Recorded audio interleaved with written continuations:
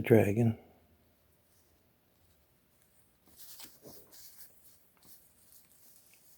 The bird.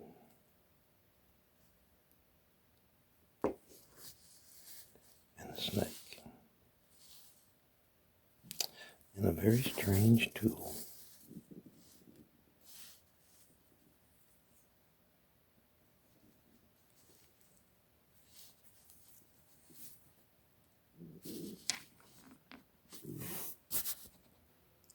I don't know why. I don't know why. I feel like I get all wired up, all upset. There ain't nobody else in the room. There's nobody else in this room. There's nobody to argue with. There's nobody to impress. There's nobody to condescend. There's nobody here. And I can't seem to say what I want to say.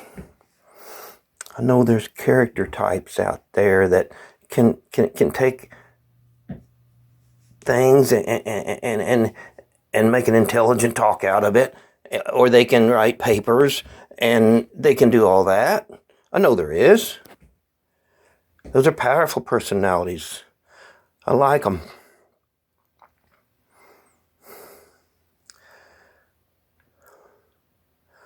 But sometimes when I look at the rocks, it makes me very emotional.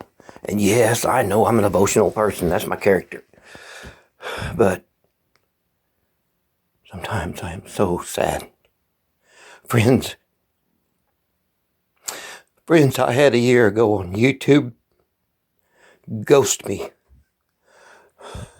All because I come on for a year as mild-mannered Clark Kent, and I didn't show nobody the Superman.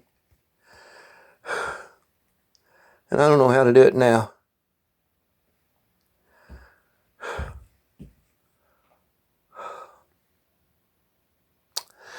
Anyway, now that that's over, folks, they took a core and they sliced from it pieces of stone. By looking at the stone, I can see that it was sliced off a larger stone. And then I look for the wear.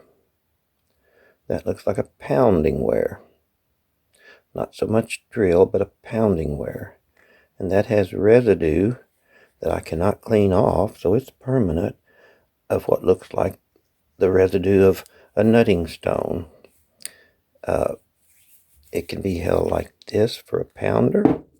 It can be held like this for a nutting stone.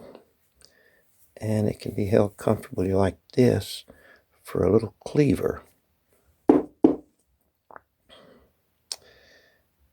And yes, there are human images.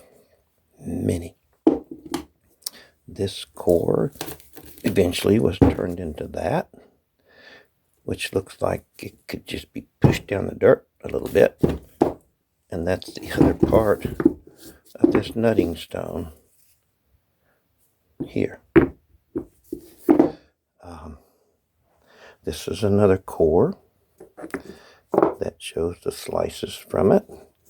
And this is a piece that has that triangular type shape that shows it came from a stone. This one was made into a drill. And the wear shows, because the wear goes back a ways, it was a drill. Heavy duty drill. And a slight scraping cutting edge here. And an owl and birds and a human face. Also, I kind of think this is a rabbit. I think they eat a lot of rabbit. I mean, when I was a kid, I did. Anyway, that's cool. And these are tools. Larger tools. But what makes a tool? I mean, how can a person prove that a stone is an artifact? I look for patterns that are consistent. I like to see the ends of them to see if they're like that little triangle or they're flat. They have a little flat spot where the tool was made. I mean, sliced from the stone. Then they take that and make cutting edges and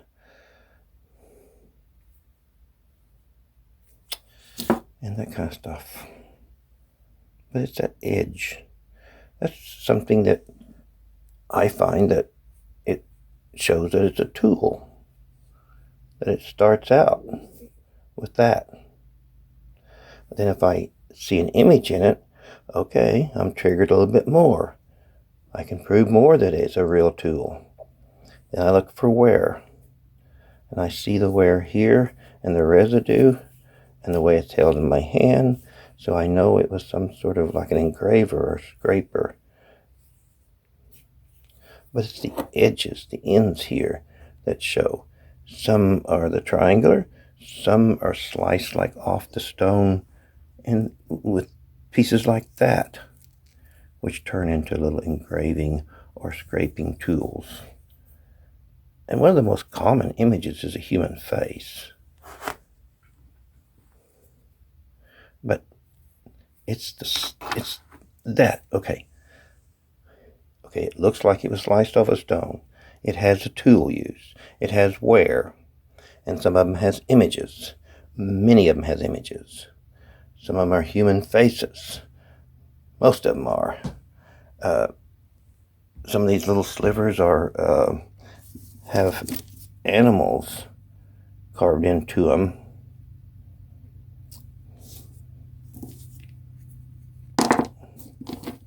Here's one that looks like a little bird. It also has this kind of angle here and right here that when I was a child, I was told that these were the mechanism for a live trap. Birds, rabbits, catch them alive. They can use their fur, real, whatever. Anyway, that's, and these are thin slices, come from the edge of a core that are turned into little crescent-shaped scrapers or cutting tools, just a little knife. These folks worked with stone for 200,000 years or 3.3 million, so they knew how to make tools out of rock. It was called a Stone Age.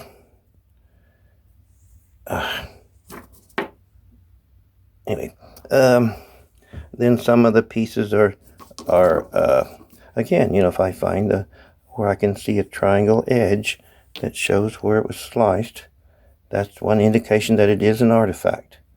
And then if it's made into a tool, that's the second. And if it has the wear of a tool, this is a little engraving tool, it looks like. And then if it has some sort of extra something, well, there's a horse. Of course, that could be pareidolia, but that mark right there was made to make an eye. So I think it was a horse.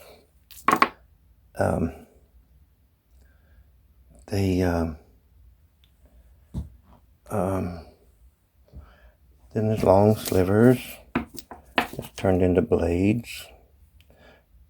In kind of a triangle design, showing that it was sliced from a larger stone. That's, to me, it's one of the indicators.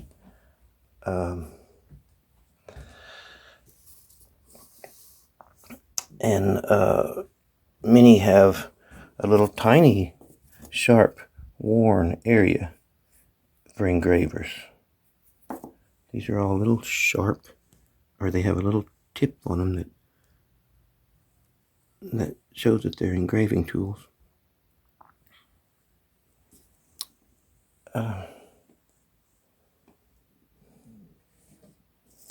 Okay, folks. I'm done. I'm sorry for the rant. I'm sorry.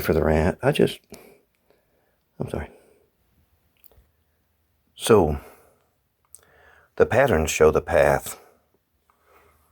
Couple of rocks picked up lately. Should I clean them up? Well, has sort of a triangle design there. Shows it was split from a larger stone.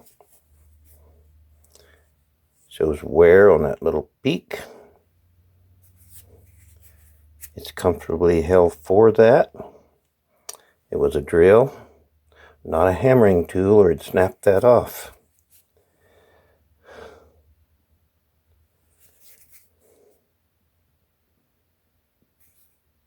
It has every indication of art. This was a tool. This one's kind of rough looking here. Should I clean it up? Yes. Because I know. Because I've got a big box of them. Many boxes of tools and art made from horn, bone, ivory, tusk.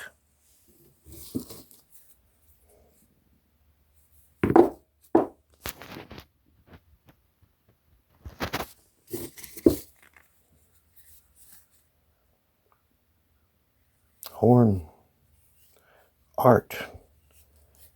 The art on bones, horn, ivory, they deteriorate more so than stone. They look like that. And many of them are just art. If they have no tool use, how do I know? How do I know that they're an artifact? Well, then they have to look like some kind of image. And I have to find indication possibly of made something. An eye possibly or something. Or I can trust my instinct that there was many things made from bone, horn, and ivory. And since I found a mastodon skull, I know that they had lots of bones and stuff to work with. There I go. I'm sorry about shouting. And this is another box of bones.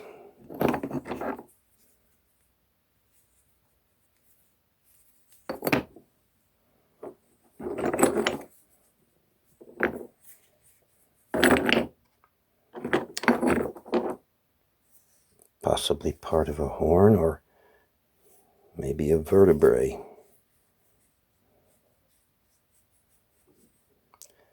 Some of the images on these stones are very obvious. And I'm looking forward to